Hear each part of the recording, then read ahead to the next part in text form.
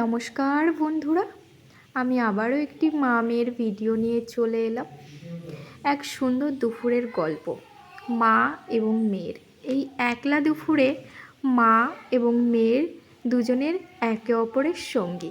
তো কাশুকে দেখো আমি স্নান করিয়ে নিয়ে এসেছি, আর কাশুর চুলগুলো না বেশ বড় হয়েছে। তোমরা তো জানোই কাশুর চুলগুলো একটু কার্লি, ওর চুলগুলো আঁচড়াতে খুব মুশকিল হয়। বেশ বড় হয়েছে, সবাই বলে ওর চুলগুলো কেটে দেওয়ার কথা। ও নাকি গরমে কষ্ট পাচ্ছে, আর এই চুলগুলোর জন্যেই কিন্তু ওকে অনেক কিউট লাগে।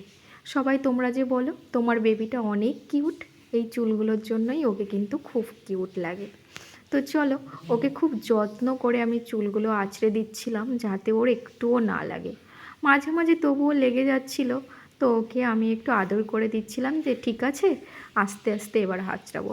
আর এই গল্প করতে করতে মা মেয়ে আমরা প্রচুর গল্প করছিলাম, আর ওকে গল্প করে করে চুলগুলো আঁচড়ে দিচ্ছিলাম। তো দেখো, ও কিন্তু চুল আঁচড়াতে চায় না, ব্যথা লাগে বলে। তবুও কিন্তু ওকে মানিয়ে বুঝিয়ে আমি চুল আঁচড়াতে বসে গেছি। সামনের চুলগুলো যদিও বা একটু সিল্কি রয়েছে, কিন্তু পিছনের চুলগুলো একদম সিল্কি নয়, রাফ হয়ে গেছে। তো পিছনের চুলগুলো ছাড়াতেই যত মুশকিল। তো ও ফোনটা দেখছিল যাতে ওকে আমি একটু অন্যদিকে মাইন্ডটা ঘোরাতে পারি। ও যদি চুপচাপ বসে থাকে আমাকে চুলটা একদম আঁচড়াতে দেবে না। তো ও ফোন দেখছিল, আর ওর সঙ্গে আমি কিছু কিছু গল্প করে করে চুলগুলো আঁচড়ে দিচ্ছিলাম। প্রতিদিন যেন তো আঁচড়ানোর টাইম হয় না, তবে আমাকে আঁচড়াতেও দেয় না, ওকে টেনে ধরে আজকে বসিয়েছি।